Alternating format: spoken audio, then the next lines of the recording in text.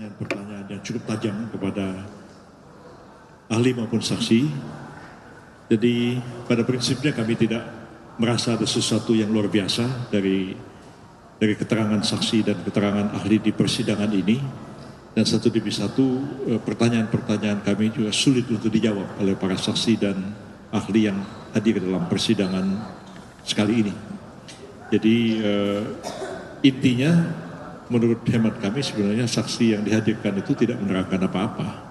Ya, hanya ngomong-ngomong saja, nggak jelas apa yang diomongkan dan tidak begitu relevan untuk dijadikan sebagai alat bukti di dalam persidangan. Dan karena itu kami berkeyakinan dari pertanyaan-pertanyaan yang kami ajukan dan tidak terjawab sebagaimana yang seharusnya dijawab, kami akan menuangkannya nanti dalam kesimpulan. Pada akhirnya kami akan menyampaikan kepada majelis hakim untuk menolak keterangan saksi dan keterangan ahli yang disampaikan dalam persidangan ini. Selanjutnya silakan Pak Oto menambahkan. Teman-teman semuanya, seperti yang Pak Yusril katakan tadi itu, memang kalau kita lihat tadi, kita dengar bersama ya, ahli-ahli yang diajukan itu tidak pernah menjelaskan tentang kasusnya. Yang dijelaskan juga narasi-narasi juga dan ketidakpuasan terhadap persidangan ini. Jadi sama sekali jauh panggang dari api, ya, jauh panggang dari api.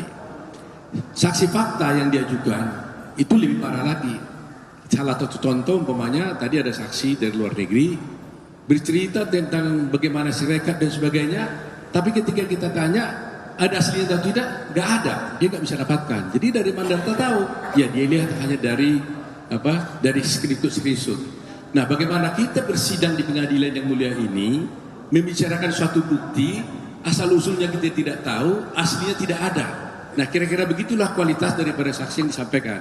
Jadi memang kita tidak merasa susah payah melihat dengan adanya saksi-saksi yang diajukan dan ahli tadi itu, kita yakin sekali bahwa permohonan ini mungkin tidak akan dikabulkan kalau berdasarkan saksi-saksi dan keterangan ahli ini.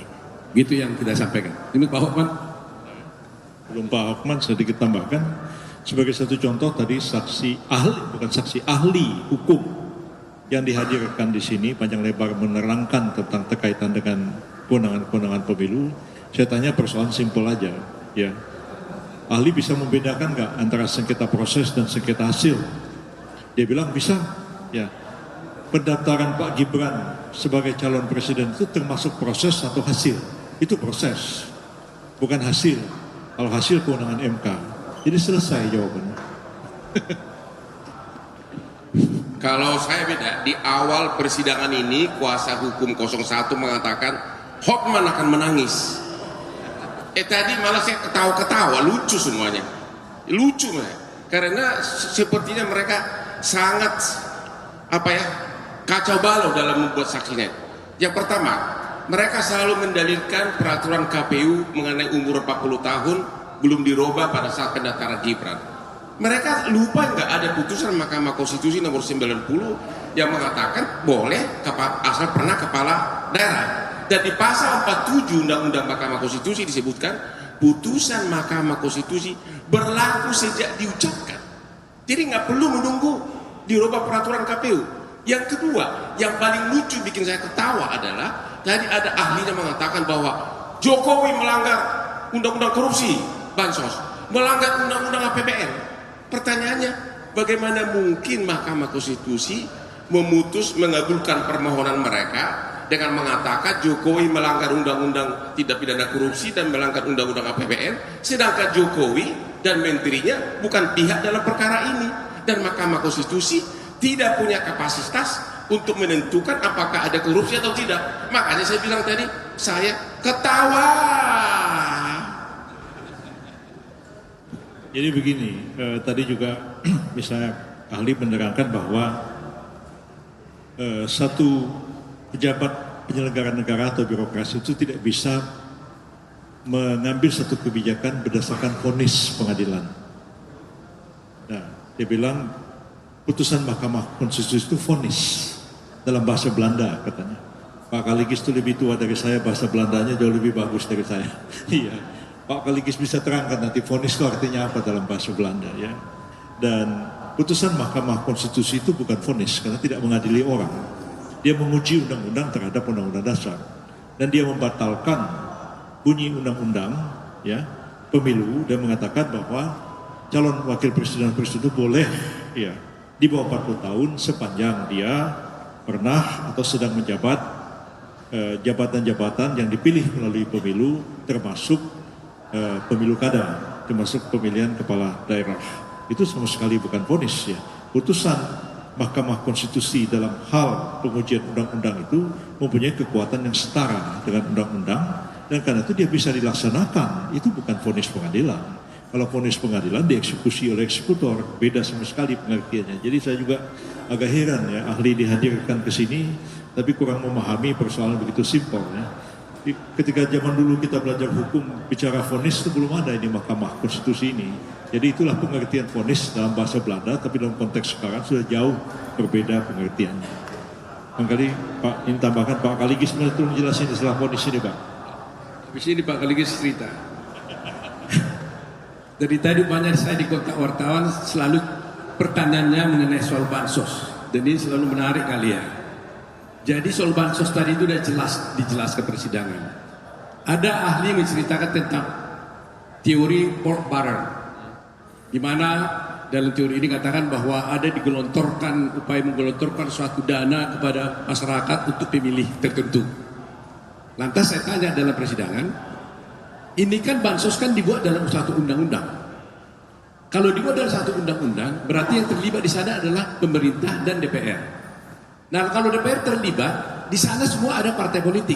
Ada PDIP, PKS, Demokrat, Gerindra, Golkar, Nasdem, semua ada di sana. Artinya, ketika undang-undang ini dibuat, semua partai politik yang terlibat dalam pemilu itu menyetujuinya. Ya kan? Nah, pemerintah dalam Pak Jokowi tuding-tuding sekarang salah. Saya tanya dalam persidangan tadi, kalau presiden atau pemerintah melaksanakan undang-undang tentang bansos, salah enggak? Ya dibilang ya memang wajib dilaksanakan undang-undangnya. Loh, kalau sudah undang-undangnya harus dijalankan, kalau bansos harus dijalankan, atas dasar apa bisa menyalahkan pemerintah dalam hal ini?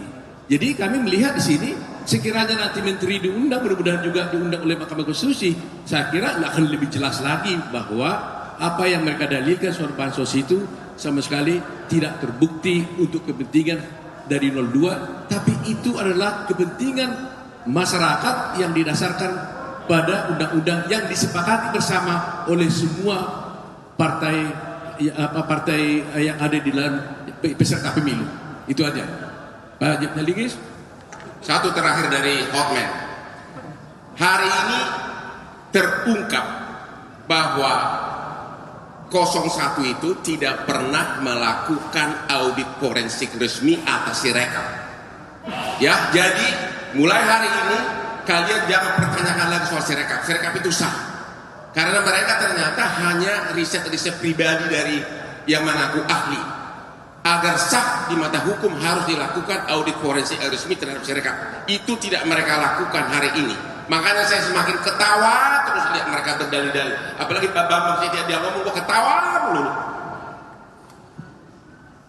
Vonis extract Pak, extract kalau vonis. Jadi kalau putusan nomor 90 itu erga omnes, final and binding.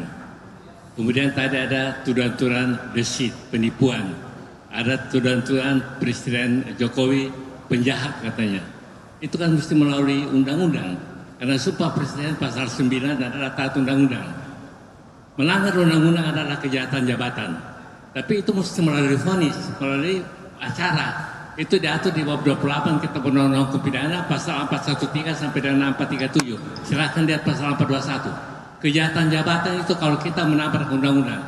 Ini mereka sekadar lagi cuma omong-omong. Terima kasih.